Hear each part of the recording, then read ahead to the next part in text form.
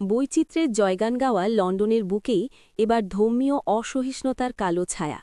কপালে তিলক চাঁদলো ধারণ করায় লন্ডনের ভিকার্স গ্রিন প্রাইমারি স্কুলের এক ৮ বছর বয়সী হিন্দু শিক্ষার্থীকে ক্রমাগত হেনস্থা ও একঘরে করে দেওয়ার অভিযোগ উঠল। খোদ প্রধান শিক্ষকের বিরুদ্ধেই এই গুরুতর অভিযোগ এনেছে শিশুটির পরিবার। পরিস্থিতির চাপে পড়ে ওই নাবালকের মনে গভীর ভীতির সৃষ্টি হয়েছে এবং সে মানসিক অবসাদগ্রস্ত হয়ে স্কুল ছাড়তে বাধ্য হয়েছে। স্কুল চত্বরেই নজরবন্দি পড়ুয়া।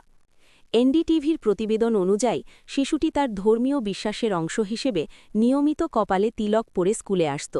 অভিযোগ, স্কুল কর্তৃপক্ষ এই পবিত্র চিহ্নটি নিয়ে বারবার প্রশ্ন তুলে তাকে সহপাঠীদের সামনে লজ্জিত করত। শিশুটির পরিবারের দাবি, বিরতির সময়েও প্রধান শিক্ষক তাকে কার্যত নজরবন্দি করে রাখতেন।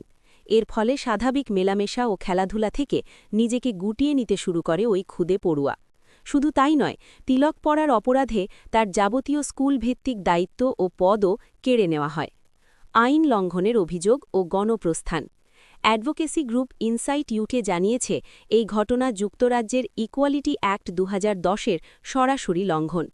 আইনের এই ধারা অনুযায়ী কোনো শিক্ষা প্রতিষ্ঠানেই ধর্মের ভিত্তিতে কাউকে সুযোগ সুবিধা থেকে বঞ্চিত বা বৈষম্য করা দণ্ডনীয় অপরাধ। জানা গিয়েছে, স্কুল প্রশাসনের এই অনড় এবং অসহিষ্ণু মনোভাবের প্রতিবাদে ইতিমধ্যেই ওই স্কুল থেকে ৪ জন হিন্দু পড়ুয়াকে সরিয়ে নিয়েছেন তাদের অভিভাবকরা।